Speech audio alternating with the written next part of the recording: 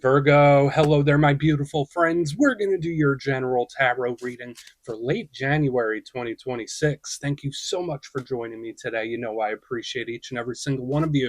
So let's get right down to business, as always, and start you off with an oracle card here, just so we can dip our toes in the energy, see what's happening for the lovely Virgo collective. I hope you're all doing fabulous and fantastic, my friends. Let's get it going here. My guide, spirit team, talk to me. What do we got for these beautiful Virgos in late January? What energies, messages, insights can we take a little peek at? And yeah, we're just going to take a real quick look at this first card. Then we'll get into the full reading itself. At the very end, I'll pull you a bonus card from the Shadowland Tarot just to see what might be in the shadows or what shadow work you can lean into, which is always interesting. But let's get it going here. Let's rock and see what we got for Virgo in late January. What's the vibe? What's the energy? Let's get this card out here nice and quick for you, my good friends. There you go. Ask and you shall receive. Cool. Now, this card to me, it could either be very, very good and fun and lighthearted, but there's also a sense of skepticism or something going on behind the curtain when I see this type of energy. And again, I'm not trying to rile anybody up, but to me, it's like it's either this or that. And we'll just see. Before we fully dive into it, though, if you're new here, I'll be speaking about the January subscriber surprise towards the end, so you might want to check that out. And also, if you could kindly illuminate that like button by tapping it right on its third eye, you know I'd greatly appreciate it. But enough of the promo, back into the reading. Let's talk more in depth about this. So if you look at the imagery here, we see this individual dressed up somewhat as a jester, playing with these little puppets, little marionette action going on, pulling the strings. So yeah, it's kind of putting on a show. There's some showmanship here. And the good aspect, you know, I always like to start with the good side. This could just represent having a good time, having fun. So like if things been a little stale, a little dry, a little boring, a little stuck in the muck, Spirit could be like, all right, Virgo, well, maybe just do something that you enjoy. I know that's easier said than done, depending on what's going on in your life and how busy you are. But to me, this is someone making time for play. Not all work, not all play, having a nice little balance of both. So whether it's a hobby, whether it's a emotional expression of anything. Could be watching TV, spending the night in. There could be something that spirit just wants you to do to enjoy yourself, kind of like self-love, self-care. But when we get to the other aspect of this card, you know, whenever we see an individual that's wearing a mask, that's pulling the strings on some puppets, we always have to think, all right, well, who's pulling the strings? Who's behind the scenes? So for some Virgos, maybe you're a little more skeptical about a person or a situation than you normally are, where it's like, my intuition's telling me something. Oh, there's more going on here. And normally when I see someone pulling the strings, it's like, you're probably right. There might be something more than what it seems when this card shows up. So watch out for puppet masters. But aside from that, it's about having a good time. So we're just going to let him chill right there. Let's get into tarot. And yeah, I always say that first card doesn't make or break the reading. It's just a little footnote. So let's get you 3 tarot cards in the upright. Then we'll get into that intuitive juiciness. Let's shuffle it up one time here for my Virgo friends. And while we get this deck shuffled up and ready to go, let's talk about last week's reading. Yeah, so the title sounds harsher than I think it really was. The reading was titled A Big Rejection. Now, that doesn't mean that you're going to get the door slammed in your face and that, you know, you're going to be getting rejected left and right. This could have even been an energy you've been holding, especially if you're in hermit mode. The energy to me felt like, all right, whether it's a habit, whether it's a thought process, there is some energy that I'm pushing away from. That was the main theme. Now, again, a lot of Virgos going through a lot of different things. So whether it was things that you were pushing to the wayside, or who knows, maybe someone is rejecting you. It depends, but we're going to see what shows up this week. As you know, energy is very fluid, never set in stone. So only take this how it hits for you, because we could be seeing your vibe or somebody else, right? Let's get it going here. 3 cards for Virgo, late January. What's happening for my good friends? Let's get this going here. Thank you. Okay, cool. I mean, that's a good start. And talk about the fun. Like, both of these cards have that undertone. I love the 9 of Cups. It's really a nice card to start with, usually, as long as it's like keeping everything in balance. That's the big theme that we're going to see. It's all about keeping something in balance. Like, yeah, have a good time, but don't have too good of a time. Okay. All right, so we got the Wheel of Fortune in the centered Virgo. We're off to a really good start, hopefully. Hopefully, right? I'm not going to jinx it here, because, you know, we still have to clarify it. What do we got? Okay, yeah, Page of Swords right here on the back end. Interesting. So that's usually not one of your power cards. That is a very observational, and that little skepticism I was picking up earlier could be shown right here in this Page of Swords. All right, so let's go through. I'll give you some of the classical meanings and archetypes. Then we'll get into that juicy, intuitive stuff. But at first look, first glance, there is a lot of internal energy showing up here this week for you, Virgo. And you know I always like to look at the elements. It informs us there's a life that could be highlighted or how energy is moving. So luckily with this elemental mixture, it's like, all right, yeah, the energy's flowing, it's moving, even if you don't notice it. But we have water, we have air, and then the Wheel of Fortune is multiple elements. So I just assign Jupiter energy to it because of the expansiveness. Now, when it comes to the water, that's the realm of emotions. It's your inner self. It's matters of the heart. It could be creativity, emotional expression, feeling very artistic. So, like any form of creative outlet, highly favored when you have water in the main part of the spread. Uh, and I usually think it's great. It can also deal with interpersonal connections or people or things that we care a great deal for. But the downside to water is that sometimes it's in flux. Sometimes it's an energy that seems to be up in the air or in limbo, because most times water is always moving and conforming in different ways. In the center, we have the Wheel of Fortune. We're going to talk about that in much more detail, but that expansive, lucky Jupiter type of energy shows up in a nice way, but it moves, it's spinning, it's going quick. And on the back end, we have the air. So that's the logical mind. It's very smart. It's very pragmatic. It could talk about thought processes. It could talk about taking in information and also communication. But the downside to swords is that sometimes it could be a little flighty. Sometimes it could be a little cold and a little detached. So it's like we have the heart and the mind showing up here, which is all internal energy. Let's go through and start building this out piece by piece. Position number one, the Nine of Cups. Now, that is one of my favorite cards in the whole entire deck. And we see our little pal here that looks like John Travolta. He's chilling out. He's got his 9 full cups. He looks happy, right? He looks like he's chilling. He's something went his way, and he's like, yeah, I'm just living the life. I feel great. So normally when this card shows up, especially with the Wheel of Fortune right next, I'm like, oh yeah, this is good. This could be some sort of wish fulfillment, win, or victory. It could represent comfort level. So I mean, even if like you're not super social right now, this is an energy, when you get like nice and bundled up under a blanket and you spend the day at home. This is how this feels to me. It just feels very comfortable, right? Now, the downside to this card, yes, it's wins, victories, blessings, all that good stuff. Sometimes this card could represent a little excess because this is an energy that wants to feel good. So it's like more and more and more. There's something here about consuming when this card is here. So just watch out for anything like that. Limits, boundaries, that's very important with the Nine of Cups here. And another thing I would say about it, it's a very kind card. It's a very kind, open, and welcoming card. Just make sure no one's taking advantage of your kindness when this card shows up. Now, that doesn't necessarily mean that's definitely going to be the only message, but it's just something to be aware of, right? At base level, it is a very positive leaning energy. Now, moving to the middle, talk about more positive. We got the Wheel of Fortune, my good friends. Love it. So I'm not going to attach it to any specific zodiac sign because there are multiple that can link to it. But this is my good luck charm. This is my 4-leaf clover of the tarot deck. So whether it speaks about a lucky break of some kind or just something going your way, where it's like flip of a coin, oh yeah, that went my way, I love it. So now's a great time to maybe take a risk or take a jump of some kind when this card is here.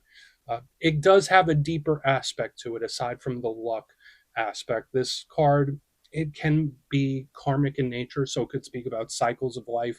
It could represent change, it could represent transformation, it could represent big picture thinking whenever we see it. But at the same time, it's also very protective and angelic. So I love the Wheel of Fortune. The only big downside to it to me is the speed at which it moves. It's not very methodical. It's very quick. It's very sudden. It's very fiery in that where it just boom, it just spins out of nowhere. So there could be something explosive or unexpected we might be looking at. But I'm not going to say it's definitely a bad thing. It just moves quickly, right? So I like it, especially next to the Nine of Cups. One more little note about the Wheel of Fortune. Sometimes it could make someone uh, take risks. So we already spoke about that. Someone willing or more daring or more risky in nature. So if you're usually like very calm, very cautious, this can be very spontaneous. Now, moving to the back end, we have the Page of Swords. Total opposite of what we have going on up here in the front, where this energy is just flowing and it's spontaneous and it's open. The Page of Swords, not so much. Now, I like pages in general. They represent communication. They can represent students learning and taking in information. So there could be a lot of knowledge that you're thirsting for in this time. So I love the page for that. But if you're not connected to an air sign, Gemini, Libra, Aquarius, this Page of Swords is called the Watcher of the Tarot deck. So it's like, all right, either there's something I need to keep an eye on, or there's something I'm watching closely. Maybe someone has their eye on you when this card shows up. That's very possible. I would say it's like surveillance, or it's like checking in whenever we see the page. But the downside to the page, yeah, it could be extremely defensive, very skeptical. So like your intuition could be telling you something. It's like, something feels off, something doesn't feel right, but it's just playing it safe. So it's interesting how we have this like kind of reckless energy in the center, and then we have the very safe, cautious. I want to dive deeper on all of it, Virgo. Let's do it. Let's jump in and clarify. Okay, let's get a good shuffle here for you, my friends. What do we got for Virgo, please? And yes, this is where I go intuitive with the message, which means I just tell you how it feels to me. So feel free to do further research or rely on your base knowledge of tarot, because as you know, every single reading is about the reader's interpretation, and I'm just giving you mine. Let's go in on that Nine of Cups. And yeah, if you're a reader yourself, please feel free to play along. That's why the box is here. If you're feeling any messages you want to get to Virgo, you could drop it in the comments. I don't mind at all. Okay, why is that Nine of Cups here? Okay. Okay. All right, so we have the Fool in reverse. There is this energy here that feels a little risky, because that's a big thing with the Fool in reverse. It's like, I don't care. I'm just gonna do it. I'm gonna do it. I want to do it. I'm just gonna do it. It would make me feel better, so I'm just gonna do it. So again, no judgment here. You do what you got to do. You know your situation's better than me, but this energy in the front is very, very much risky in nature. So just watch out for that in this time, because you might be a little more impulsive than you usually are, or you might just throw caution to the wind, or somebody might with all this energy we're picking up. Now let's talk about the Fool. This could be an Aries that you're connected to. Usually in the upright, it's really great for new things, new adventures, new journeys. When we see it in reverse, this could be an energy that doesn't think things through, and it just goes off and does this and does that. So under the Nine of Cups, it's not giving me a terrible result, but it just feels a little wild. So again, like maybe you're a little more fiery than you normally are, Virgo. Nothing wrong with that, right? I have big fire sign placements.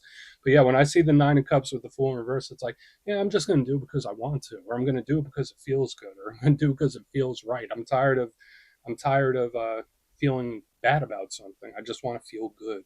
That's the thing. It's like pleasure seeking, if that makes sense. Someone's pleasure seeking. All right, we're going to keep going. So it does feel risky in nature. For some of you, if you're totally averse to that type of energy, I do get the little tone of like snug as a bug in a rug. Like, remember I was saying like all wrapped up and bundled up? That could be it too, where it's like, no, I'm just in my bubble. So it's like one or the other. It's like very extreme like that. Let's keep moving. Let's go in on that wheel, see if we could get a little more information.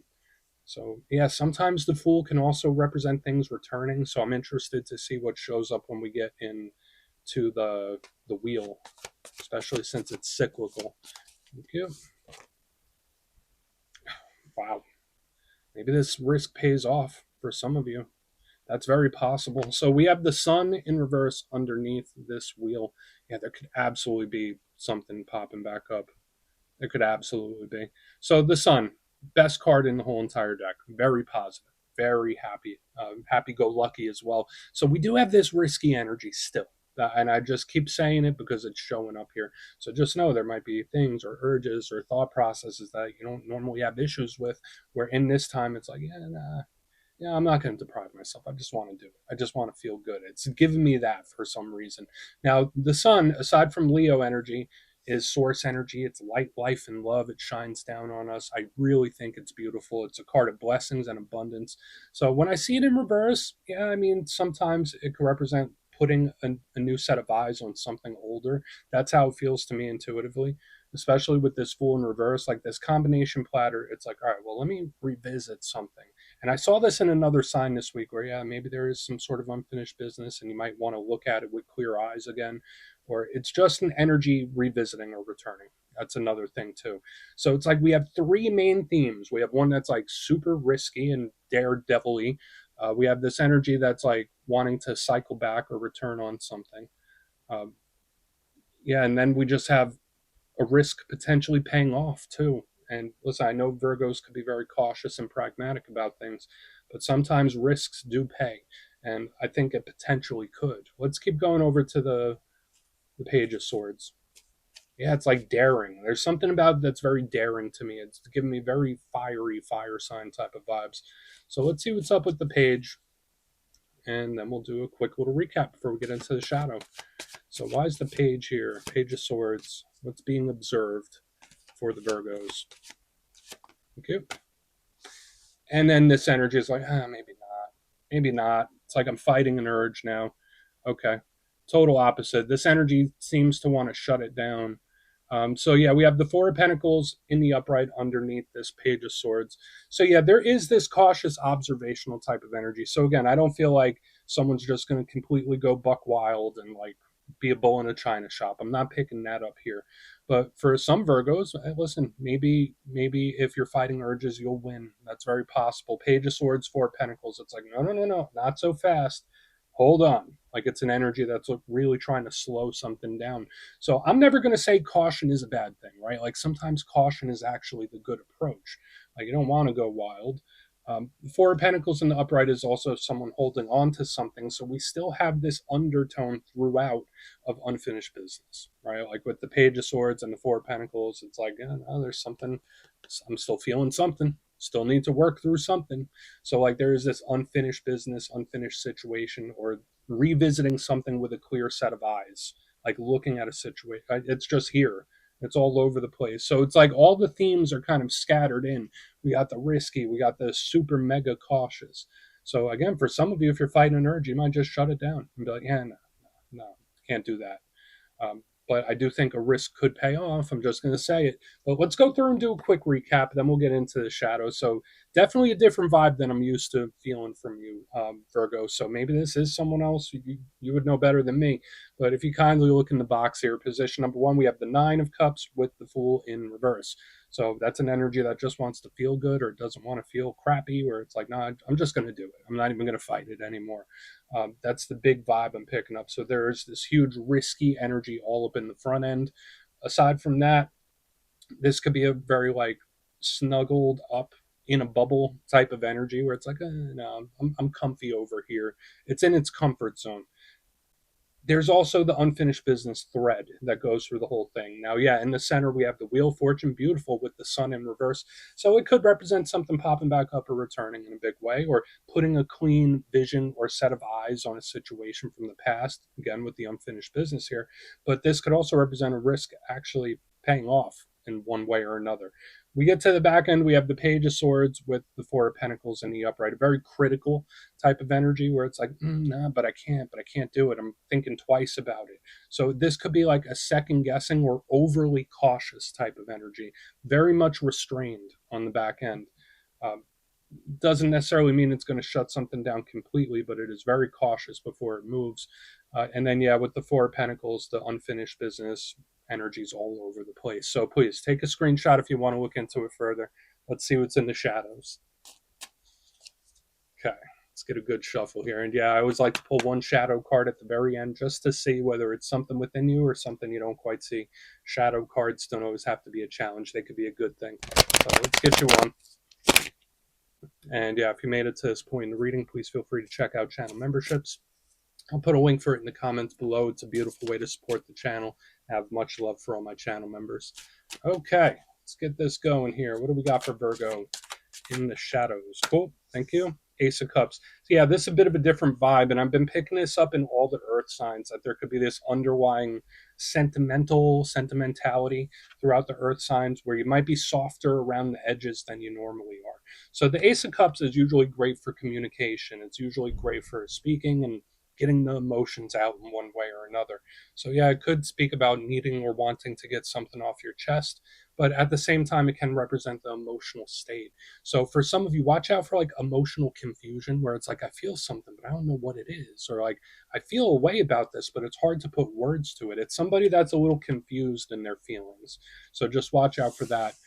And the up and down emotions. But I mean, aside from that, your reading looked okay to me for a lot of you, just a little more risky than I'm usually used to seeing. But we're just going to let that chill right there, Virgo. That's what I have for you this week. Don't click away just yet, though. I'm going to give you the details. The January subscriber surprise. If you would like further insight on your situation, or if you'd like to see what 2026 has in store for you, you can book a personal reading with me at my website, mastermetaphysics.com. The January schedule's already up, so you could go check it out and see what's available. It's going quick, but for the January subscriber surprise, I'm giving away 3 copies of one of my favorite decks, the Everyday Witches Tarot. It's absolutely adorable and is great for readers of all skill levels. So if you'd like to get your name in for this, it's 2 simple things. As always, my friends, first, you must be subscribed. And second, let me know down in the comments from today's reading which card spoke to you the most. Even if the reading didn't quite hit, which card was giving you those warm and fuzzies or really caught your attention. You'll be entered to win, and at the end of the month, the winners will be announced in my community tab. As always, my friends, much love, and I'll see you soon.